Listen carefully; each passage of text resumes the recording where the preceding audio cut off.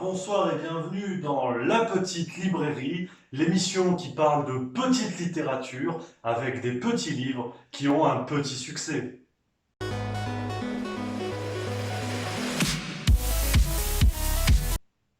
Et aujourd'hui, nous avons la chance de recevoir Vladimir Abel qui vient nous présenter son dictionnaire amoureux de la pâte feuilletée aux éditions Papy Brossard. Et nous aurons en fin d'émission notre critique Ken Gigirac qui vous proposera un petit voyage en Italie, pas piqué des hannetons. Et tout de suite, sans plus attendre, pour commencer l'émission, comme disait Jean-Claude Merguez dans son célèbre livre La Barbaque au BBQ, allons-y. Donc je laisse la parole à Vladimir Abel qui va nous présenter son livre. Vladimir, bonjour. Peut-être pouvez-vous vous présenter Vladimir Abel. Sì, il est vrai que je m'appelle Vladimir Havel et très vite j'ai eu la volonté d'écrire este libro sobre la pâte feuilletée porque penso que la historia del mundo es como una pâte feuilletée, comme couche del tiramisu. Y penso que mi analista.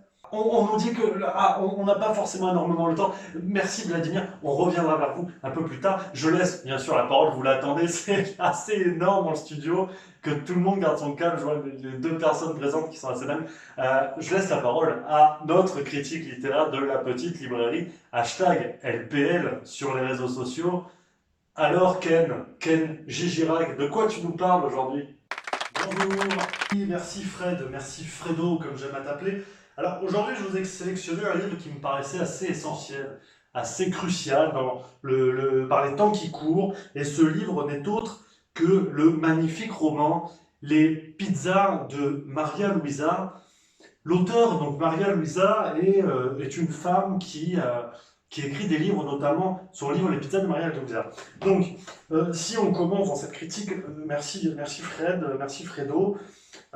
Il est vrai que voilà, j'ai été très vite saisi par l'ouverture du roman, euh, qui se caractérise par une présentation de ce chapitre qui est appelé les recettes de base, et on commence très vite avec de quoi poser la base de la suite du roman, quelque chose d'assez simple finalement dans la construction, et très vite on évolue avec cette dimension très ouverte, dans l'ouverture de l'esprit.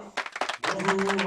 Avec un chapitre intitulé Les antipastilles, donc qui en italien veut dire les anti racistes. Donc il y a cette dimension-là, hein, très antiraciste dans ce roman, et qui est très intéressant, avec notamment ce passage intitulé Insalata di Polpo, en référence donc Polpo au dictateur, hein, qui a sévi en Asie, et c'est vraiment une dimension propre à l'ouvrage. Donc on avance dans ce roman avec chose, voilà, une sensation, vraiment cette sensation de toucher du doigt la nécessaire ouverture d'esprit qui aujourd'hui se perd par l'émergence des extrêmes et des chaleurs en août, avec par exemple ce passage, hein, très intéressant, appelé un voltini tricolore, cette notion de trois couleurs, parce que les couleurs, on est ensemble, comme disait VG Dream, et avec ce passage, hein, je cite pêle-mêle, lavez les légumes et coupez-les finement dans la longueur, mettez-les dans une grande passoire, saupoudrez-les de sel et laissez-les dégorger 30 minutes. Donc vous voyez, on est déjà dans une langue finalement assez sobre dans le ton.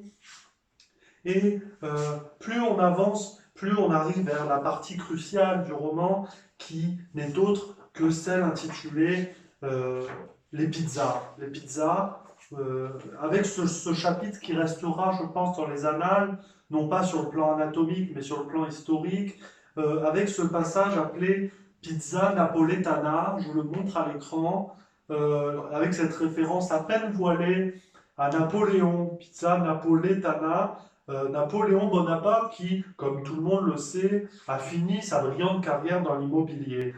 Et donc, c'est vrai que la fin de ce roman arrive très vite, de façon plutôt abrupte, avec, on tourne les pages avec plaisir, et je retrouve, hein, le passage que je souhaitais vous citer aujourd'hui, un passage très fort et qui souligne la violence de ce combat entre les espèces, entre les origines, avec ce passage appelé Tiramisu Classico, parce que c'est vrai, et pour spoiler ou divulgacher, comme on dit, je ne résiste pas à l'envie de vous donner la fin de ce livre, ce passage sur le tiramisu, parce que c'est vrai que Missou est un personnage qui subit la violence tout au long du livre, et à la fin, pour tuer son ennemi, il tira Missou. Et c'est assez fort, donc vraiment un roman fabuleux, très puissant, les pizzas de Maria Luisa, que je recommande dans les meilleures librairies de France et de Burgonde. Bonjour. Et on arrive doucement, mais sûrement, pour paraphraser Jean-Luc Lahaye dans son dernier livre, Vive l'école. C'est la fin de cette émission, on arrive à la fin. J'aimerais remercier Vladimir Abel, bien évidemment, pour, je le répète, son dictionnaire amoureux de la pâte feuilletée aux éditions Papy Brossard, et bien sûr Ken J. Girac pour cette passionnante critique. Bonjour, je vous dis rendez-vous à la prochaine émission, et à bientôt.